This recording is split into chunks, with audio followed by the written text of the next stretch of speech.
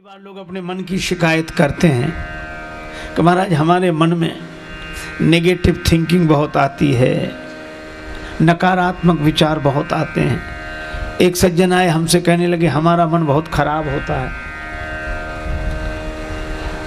तो मैंने जब उन्होंने कहा कि मेरा मन बहुत खराब होता है, हमने कहा हमारा भी होता है, चर्चा बंद करो, भगवान का नाम लो, काहे को परेशान।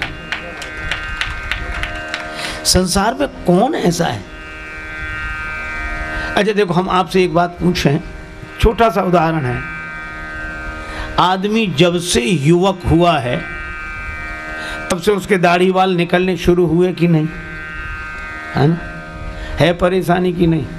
हर तीसरे चौथे दिन निकल आते हैं। तो आप ये भगवान से शिकायत करने गए कि प्रभु क्या झंझट दे दिया, हम तो बड़े परेशान हैं इनके मारे। अच्छा किसी महात्मा से उपाय पूछने गए कि हम क्या करें?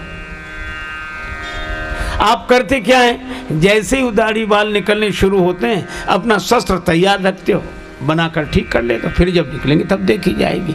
तो ये कब तक दाढ़ी बाल बनाने? जिंदगी भर। मैं भी आपसे कहता हूं कि जैसे दाढ़ी बाल निकलेंगे, ना भगवान से शिकायत करते हो ना महात्मा से शिकायत करते हो, बस बनाने के लिए तैयार रहते हो। तो जैसे तन में दाढ़ी बाल निकलने कभी बंद नहीं होंगे, इसी तरह मन में गुणों के साथ बुराइयां आनी बंद नहीं होंगी। ना भगवान से शिकायत करो ना महात्मा से, काहे को उनका समय बर्बाद करते हो। आप तो अपना भजन ध्यान सत्संग का शस्त्र तैयार रखो, जैसे ही ये निकले तुरंत बना ले।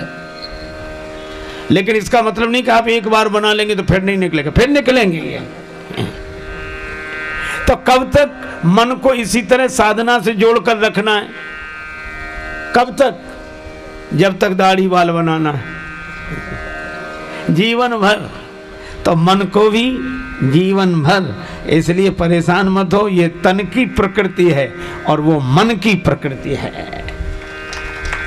इसलिए भाई गुण दोषमयी सृष्टि है ही।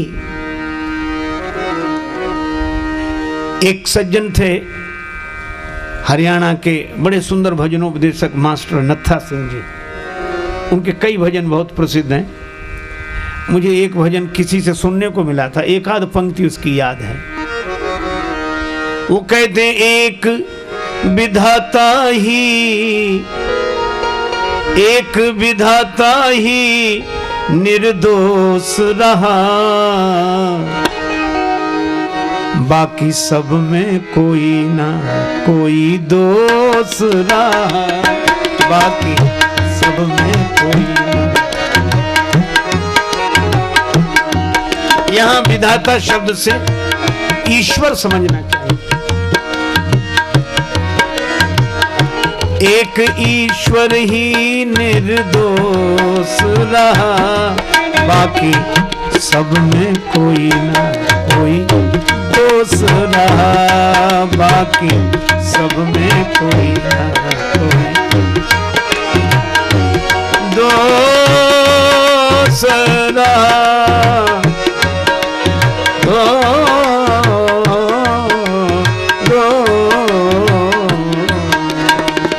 सब में कोई कोई दोष रहा, बाकी सब में कोई ना।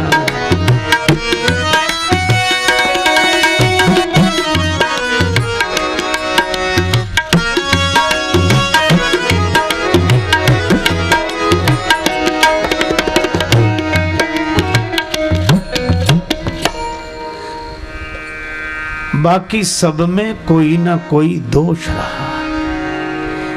जल चेतन गुण दोष में विश्व कीन करतार, संत हंस गुण गहाई पय परिहर बारी विकार।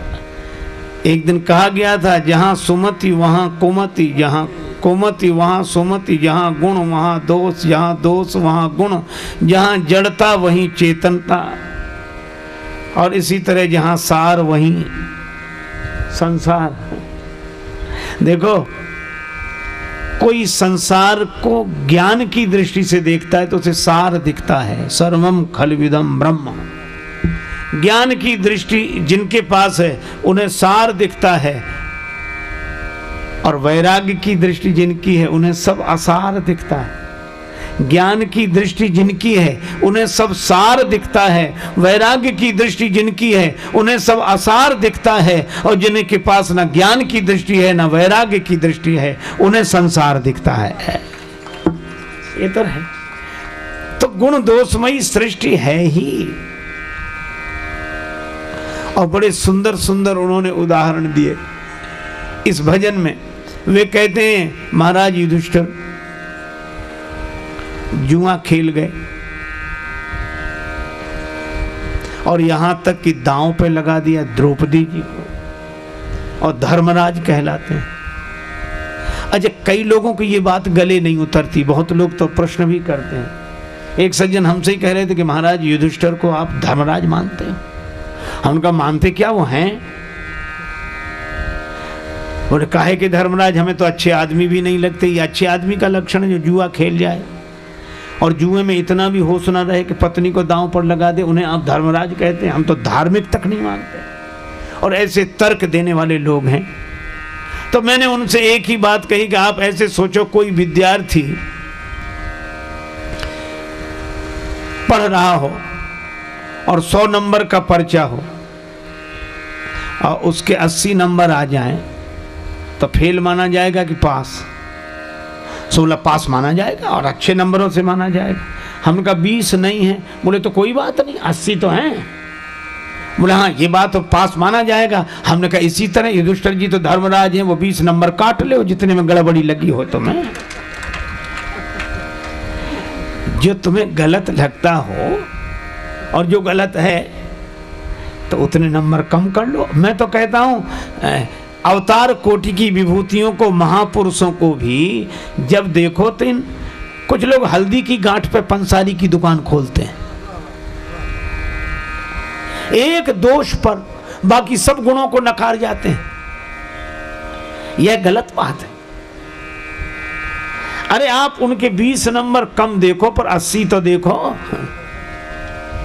इसी तरह मैं आपसे चर्चा कर रहा था कि मास्टर जी ने इस भजन में कहा कि युधिष्ठिर जी में भी दोष जुए का।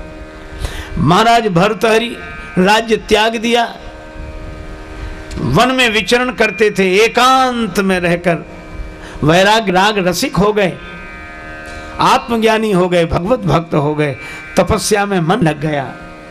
चांदनी रात थी, जंगल का शांत वातावरण, अकेले भ्रमण कर रहे थे। एक चमकीली चीज रास्ते पे पड़ी हुई दिखाई दी, समझ लिया हीरा है।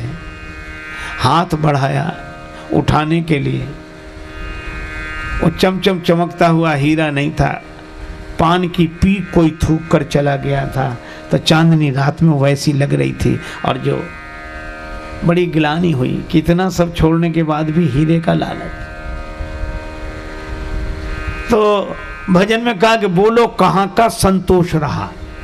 फिर ये कहा बाकी सब में कोई ना कोई दोष रहा, लेकिन अंत में बड़ी अच्छी बात कही, मैंने भी आपको ये वचन सुनाए और सभी के दोष गिनाए, तो मैं भी कहाँ का निर्दोष रहा।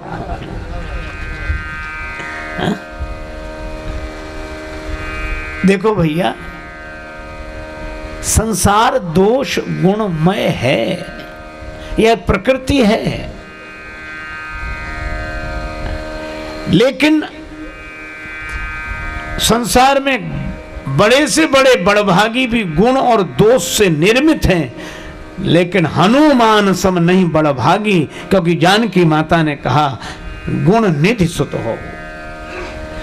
किसी ने कहा कि माता जानकी जी आपने ऐसा आशीर्वाद दिया, प्रकृति में तो गुण और दोष सब हैं। श्री तुलसीदास जी बोले कि प्रकृति के हाथ में जो हैं उनमें गुण और दोष दोनों हैं, लेकिन प्रकृति जिनके हाथ में है उन्होंने आशीर्वाद दिया है कि गुण ही गुण रहें, दोष नहीं। माया सब सी माया माहू।